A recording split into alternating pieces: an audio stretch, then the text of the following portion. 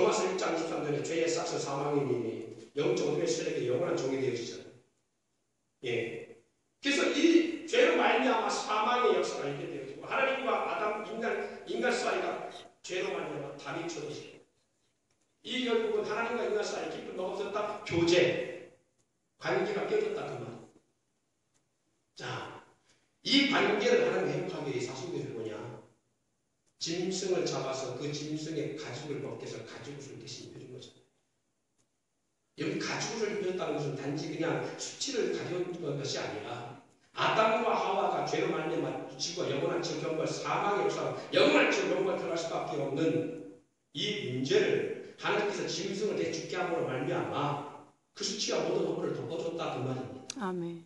할렐루야. 아멘. 그래서 인간을 대신 누가 죽었다 인간을 대신해서 짐승이 죽어줌으로 하나가 다시 어떤 화평 역사를 이루고 있다 그 말이에요. 회복 역사를 말하고 있습니다. 이것을 누가 보고 자라느냐? 두 아들이 보고 자란다. 그걸 알아야죠. 영원한 죄만 나면 영원한 지옥 갈 수밖에 없고 영원한 심판으로 영원한 멸망 당할 수밖에 없는 인생이 우리 인생인데 하나님께서 이렇게 우리 가운데에 짐승을 대신한 구속의 은혜를 주었구나 라는 것을 깨닫고 아벨은 양의 첫 새끼를 잡아들이므로 말이야. 하나님의 은혜와 사랑을 고백하는 은혜의 제사로 영광입니다. 할렐루야. 아멘. 이것이 온전한 예배의 회복입니다. 하나님의 열심히 이를 회복하리라. 아까 봤던 이사야 말씀과 똑같습니다. 이사야서 말씀 중에 보면 한 아이가 우리에게 낳고 그 어깨 정사와 다윗의 왕권을 가지고 이 말씀이 뭐냐? 사람으로 할 수 없는 오직 하나님께서 아담 가만 때부터 무엇으로 구속사의 역사를 가지고 사람이 할 수 없는 구원의 역사를 누가 하나님께서 하나님의 방법으로 이루어내시는데 짐승의 제사가 아니라 결국 마지막에는 예수 십자가의 죽으심의 대수의 역사로 말미암아 이 모든 걸 이루어내신다는 예언의 말씀입니다. 아멘. 하나님이 하신다. 아멘. 이 놀라운 은혜를 하나님이 이루어내신다. 하나님의 열심히 우리는 하나님 그 사랑의 열심히 막힌 문제를 해결하고 하나님 우리 사이에 단절된 문제를 다시 하나님으로 메어줘요. 그래서 성경에 골로새 말씀을 보니까 뭐라 그러냐? 하나님과 우리 사이에 화평을 이루사 예수 십자가의 구속의 은혜로 우리 사이에 화평을 이루어내시는 역사를 만들어내시오. 이 은혜를 알고 나오는 것이 보다 제사입니다.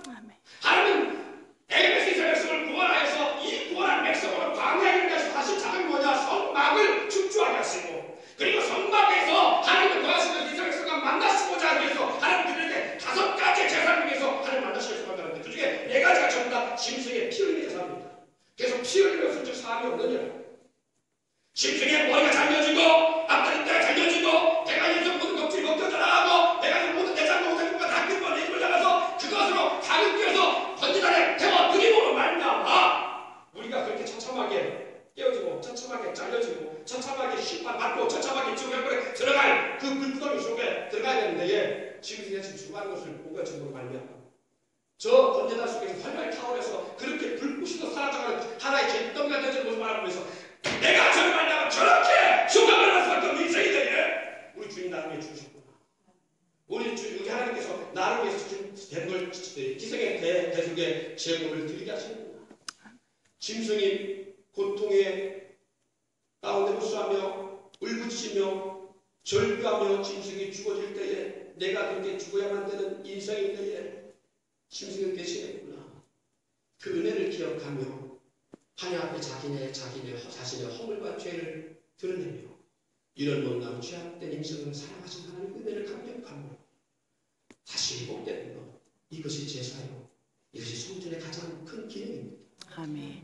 율법을 주신 건 뭐냐? 죄를 깨닫게 하는 것이. 아멘. 율법을 잘 지킬 걸 아시고 주신 것이 아니라 죄를 깨닫게 하시기 위해서 너희가 이렇게 이런 율법 중에 보면 너희는 죄일 수밖에 없어로 말미암아 영원한 지옥 갈 수밖에 없는 인생이다. 한 가지 율법을 어겨서도 죄인이요 10가지 율법을 어겨서 죄인인 것처럼 너희는 죄일 수밖에 없으므로 영원한 구원을 이룰 수 없는 인생이다. 그런데 무엇으로 대신 대속의 제물을 통하여 갚을 수 없는 부어받을 수 없는 이 은혜를 받았구나라는 것을 깨닫고 하나님의 은혜와 사랑 앞에 감격하며 살아가는 것. 아멘. 이것이 예배의 회복이고 제사의 회복입니다. 아멘. 그러면 왜 가인의 동생 아벨을 죽였을까? 이 말은 사탄이 왜 가인을 들어서 동생 아벨을 죽였느냐? 예배를 빼앗기 위해. 온전한 예배자로 서면 그것을 누가 자신하냐? 사탄이 하나 싫어요. 아벨은 그걸 알았다는 말이에요. 그래서 하나님의 은혜와 사랑을 안 아벨은 온전한 하나님 앞에 예배자로 섰는데 이것을 사탄이 싫어하니까 가인을 들어서 동생 아벨을 죽이게 하는 거예요. 그러니까 하나님께서 이 아벨 대신에 불 주었다? 셋을 주었다. 이 셋을 주었는데 보세요. 타락한 인생과 거룩한 인생의 놀라운 삶의 목적이 다른 거죠. 자, 타락한 인생과 거룩한 인생의 차이점이 무엇이냐? 여러분 4장 25절 26절을 보세요. 창세기 4장 25절 26절. 자, 읽습니다. 시작. 아담이 다시 자기 아내와 동침하며 그가 아들을 낳아 그의 이름을 셋이라 했으니 이는 하나님이 내게 가인이 죽은 아벨 대신에 다른 씨를 주었다 하며 셋도 아들을 낳고 그 이름을 에노스라 하였으며 그때의 사람들이 비로소 여호와의 이름을 불렀더라. 할렐루야. 아멘. 네, 여호와의 이름을 불렀더라. 그런데 17절로 뭐라고 되느냐 있습니다. 시작. 아내가 동침하며 그가 임신하여 애를 낳은지라 가인이 성을 쌓고 그의 이름을 예, 가인의 후예는 타락한 인생입니다. 타락한 후예입니다. 하나님을 떠난 타락한 후예의 목적이 무엇이냐? 성을 쌓고 그 성의 이름을 누구의 이름을 높이고 짓고 있더라? 아들. 가인의 자녀의 이름으로 세우고 있더라고요. 그래서 성 이름을 그 가인의 자녀의 이름을 따서 에녹성이라 하더라. 뭐예요? 건물 하나 세워도 목적이 어디에 있어요? 자기의 영광을 위해. 자기 이름을 높이는 거예요. 자기의 영광을 위해. 자기 이름을 내기 위해서 건물을 세우고 일을 해요. 자, 그렇다면 이 말씀을 다시 현실적으로 우리에게 한번 적용해 봅시다. 교회를 나와도 믿음 생활해도 내가 목적인 사람이 있어요. 내가 목적이 돼서 나오는 사람이 있고 하나님의 목적이 돼서 나오는 사람이 있어요. 제가 처음에 말씀드렸지.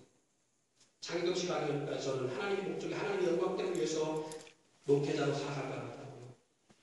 전도하는데 전도 목적 하나님이 아시죠? 그 도수가 저 밑바닥에 있는데 제가 있다. 목적이. 한 성도를 세우면서도 불구하고 목적이 뭐냐?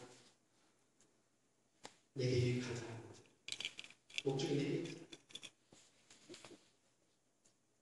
그런데 오늘 우리 신앙생활이 그렇지 않은가? 우리 신앙생활을 보면 내가 목적이 살고 있어.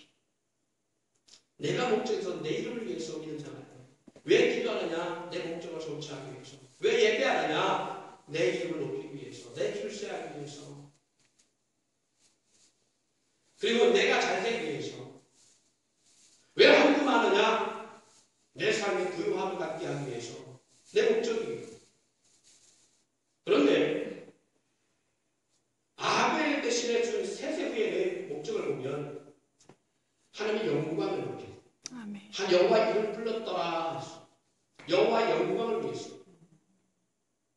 기도를 해도 하나님의 뜻을 위해서 기도하고 예배에도 하나님의 영광을 위해서 얘기하는 사람이 있어요. 가인은 하나님의 영광이 아니라 그의 제사는 자기의 목적이었다면 아벨은 하나님의 영광된 예배자예요. 오늘 우리가 예배할 때에 내 문제 나 때문에 내가 뭔가 목적을 위해서 나의 뭔가 성취를 위해서지 아니면 주님의 은혜를 감사하고 나오는지 주님의 은혜에 죽을 수밖에 없는 인생인데 하나님이 무엇인데 내가 무엇인데 말하지 못한 이런 인생을 이렇게 살아가시는가 하늘보다는 것이고 독생자에서 이 땅에 보내시고 나를 위해 저 사방에 내던지시고 저 감당할 수 없는 십자가에 내던진 역사를 만들었는가 감당할 수 없는 그 놀라운 은혜와 사랑을 깨닫고 얘기하는 아벨처럼 구속의 은혜를 알고로 얘기하는 사람은 눈이 오나 비가 오나 더우나 추우나 어떤 문제가 있을지라도 그곳이 교회가 작은 교회든지 큰 교회든지 옥상의 교회든지 지하 교회든지 아무 상관없이 얘기하는데 전혀 부족하지 않습니다. 이렇게 더 따뜻하고 아름다운 아늑한 장소가 아니고 그냥 석탄 피워놓고 얘기한다 할지라도 예전처럼 그냥 이런 것이 아니라 가만히 쫙 펴놓고 얘기한다 할지라도 그것이 산속에 있던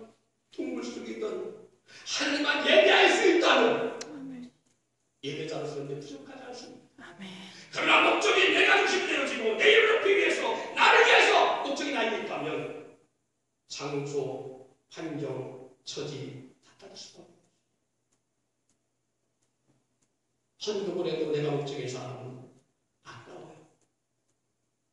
그러나 정말 주님의 은혜를 알고 예배하는 예배자의 모습, 주님의 목적이고 주님의 영광 때문에 위한 예배자의 헌금은 그 물질이 아깝지가 않습니다. 아멘. 더 드리고 싶은 열망 속에 없어서 못 드리지. 내 주머니 사정이 안타까운 하나님 플리스 듣고 싶다. 내가 가난한 인생이 많아졌어.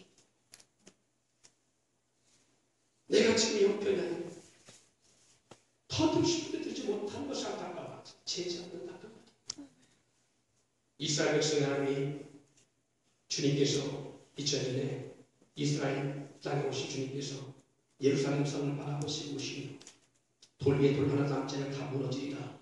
십자가에 골고다 언덕으로 오실 때에 고난 중에서도 여인이 따르면서 주님의 십자가의 고통을 바라보며 절규하면서 따르며 울며 불며 따를 때에 주님 말합니다. 나를 위해 울지 말고 너와 너의 자녀를 위해 울라.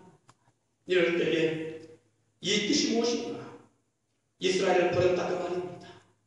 너희가 나를 욕지 않으므로 내가 하나님 이스라엘을 버렸다 그 말 같은 의미예요. 이스라엘 민족이 얼마나 나없는 민족으로 천년가까이 떠돌았며 고통의 민족으로 그렇게 오랜 세월을 살아왔는가 그 말입니다. 주님은 아시지요? 이 민족이 왜 이렇게 처참한 세월입니까? 이사야 때부터 돌아오라 소돔 고주인아 이고 나기도 고주인아 구유로 하여 얼마나 내 백성은 여호와를 돌아오라. 너희 죄가 주어가 될지라도 지름같이 붉을지라도 같이 양같이 깨끗하게 되느냐. 나와 변론하자. 돌아오라. 이스라엘 때에서도 돌아오지 않습니다. 400년이 주님 오신 400년 전에 말라기절 중에서 마지막까지 돌아오라 외쳐도 돌아오지 않았고 예수들을 보내면서까지 돌아오라 외쳐도 그들은 돌아오지 않았습니다. 무엇이 안 돌아왔어요? 예루살렘 성을 돌아왔습니까? 성전을 그들이 등겼습니까? 여전히 성전에서는 제사가 있었고 여전히 성전에서는 그들의 제사 향기가 되었고 여전히 그들은 번제소장 하복제 속번제가 되었고 여전히 절기 역사가 일어났습니다. 그런데 무엇이 하나님을 떠났단 말입니까? 그건 다른 게 아니에요. 은혜와 사랑을 전했다는 말. 감동 없는 예배, 그 마음속에 형식과 외치 감동 없는 예배자였다는 말. 그래서 내 주는 만민이 기도한 진도 이로자의 관계에 꿀을 만드느냐. 판단과 정죄만 남아있지 감동 없는 예배자로 전락되어 있더라고요.